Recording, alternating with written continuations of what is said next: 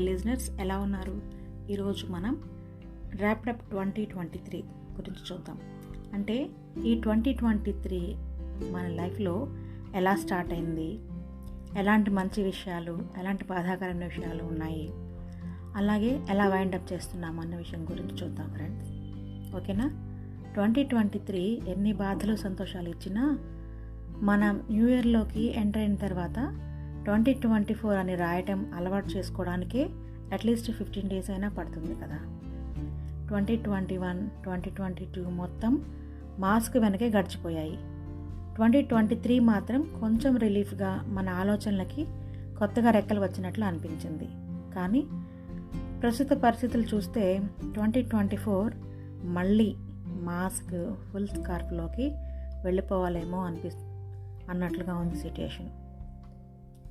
Basically, I am a good listener from my childhood, listening music, good quotes, devotional songs, motivational speeches, news, current affairs, ఇలా whatever it may be.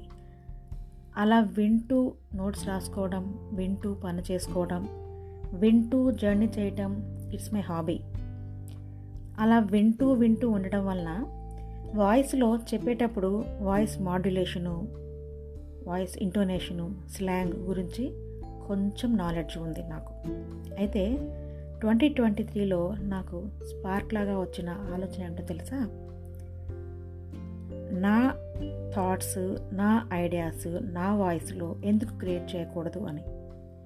అప్పటి వరకు వినడమే తప్ప ఎక్కడా మాట్లాడలేదు. భయంకరమైన stage fear.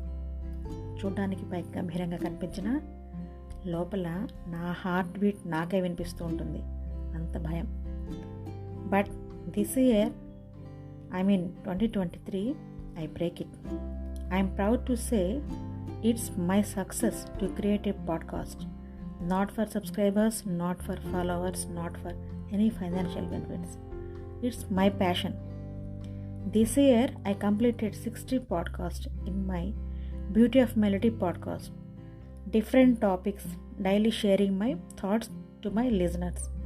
Now my podcasts are available in Spotify for podcasters, Apple Podcast, Google Podcast, Overcast, Amazon Music, iHeartRadio, Castbox, Pocket Casts, Radio Public and Kuku FM also.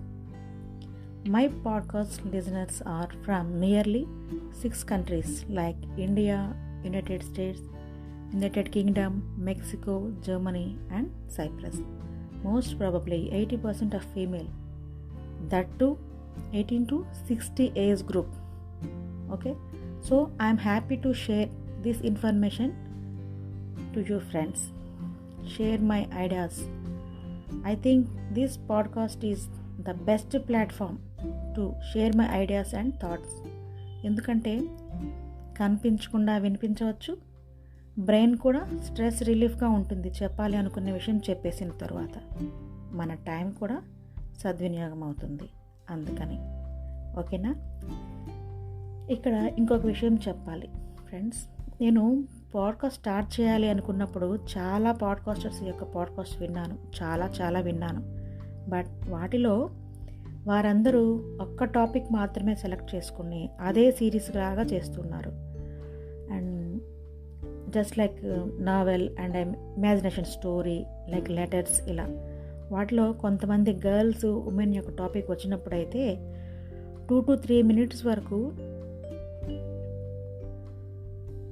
వాళ్ళ బాడీని scan చేస్తూ చెప్పడమే సరిపోతుంది. అండ్ కొంతమంది టాపిక్లో అయితే సబ్జెక్ట్ చెప్పకుండా సిట్యుయేషన్ని describe చేస్తూనే ఉంటారు. కొంతమంది ఈ పాడ్కాస్ట్ సోషల్ మీడియాలో పబ్లిష్ అవుతాయనే స్పృహ కూడా లేకుండా all over abused words use చేయడం.